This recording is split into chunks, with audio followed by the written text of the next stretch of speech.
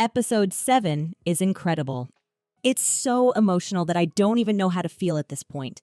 Should I be happy or not? I'm in between, so help me decide. But before talking about the obvious, let's take a look at the episode, shall we? The episode starts with Laurel. Apparently, she got Belly's message and she was worried that something bad happened. But thankfully, she is in the summer house to help our desperate kids. Since Belly was lying to Laurel, she is pretty angry, and in result, they have a huge argument. It gets really heated, and at some point, Laurel even hits Belly. And I can say that I wasn't expecting that at all. She regrets it immediately, but what's done is done. Laurel believes that the kids moved the furniture to throw a party, so understandably, she's mad at them. We also learn that she thought Susanna handled the house situation before her death, so she knew that the house may be a problem in the future. Why didn't she follow the updates, though? It would be so much easier for everyone. After all, Susanna is gone and she's the only mother figure for the boys, so I believe she should have checked them constantly. But as she learns Julia sold the house, she decides to talk to her to see if she could change her mind. And guess what? She does. We get to learn that Susanna didn't even call Julia, but instead she sent a letter about the house. I really feel bad for those two. I wish things could have been better for them because it seems like Julia has always felt unwelcomed and she really loved Susanna. As she never said goodbye to Susanna, Julia feels awful, and the reason why she wants to sell the house is to get rid of her past. But Laurel manages to convince her, so now it's all up to Adam, Susanna's ex-husband. Julia can't give away the house for free. After all, she has a child to take care of. Laurel invites Adam over to talk about it. So he finally explains how being in the summer house is really difficult for him, and he thought letting the house go would be better for everyone. So apparently, neither Julia nor Adam were evil. They were fighting with their inner thoughts and regrets, and the only reason why they wanted to get rid of the house was because they wanted to move forward instead of being stuck with their memories and regrets.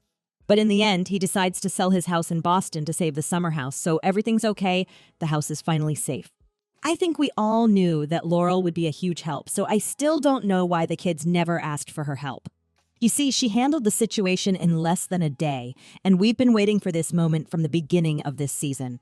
Anyways, let's continue because I have other things to focus on, and I know what you're waiting for me to talk about. Believe me, we're getting there. After Adam decides to help, Jere goes to the beach on his own, and Conrad goes after him. You remember they had an argument at the party, right? Thankfully, they fix their problems, at least some of them, and Jere learns that Conrad got into Stanford. So Jere decides to help Conrad to pass his finals, because if he can't, then Stanford will remain as a dream. I love to see that now. Jere is the one who offers his help and tries to protect his brother. Conrad was struggling for a while, and I believe Jere's help and support will be really important for him. Meanwhile, Stephen and Belly agree to spend one more night with them, and we have some beautiful, fun scenes while they're doing their best to help Conrad study. When the night comes, we see everyone's asleep, except for Conrad and Belly. She goes near him and tries to relieve him of his anxious thoughts. As she gets prepared to talk to him about her feelings, he falls asleep. I bet she was going to tell him that she has feelings for Jere. What do you think? The next day, we see Stephen asking Conrad if he will talk to Belly about his feelings or not. He also shares how he feels about Taylor. As you know, they're together now, and I'm really happy for those two. At least we have a cute couple now. But we need to focus on the love triangle now because it's getting complicated in each episode. I always knew that Conrad still had feelings for Belly, and I knew one of the boys would get a heartbreak. I just didn't know it would be Conrad. What about you? Did it go exactly as you expected? Let me know.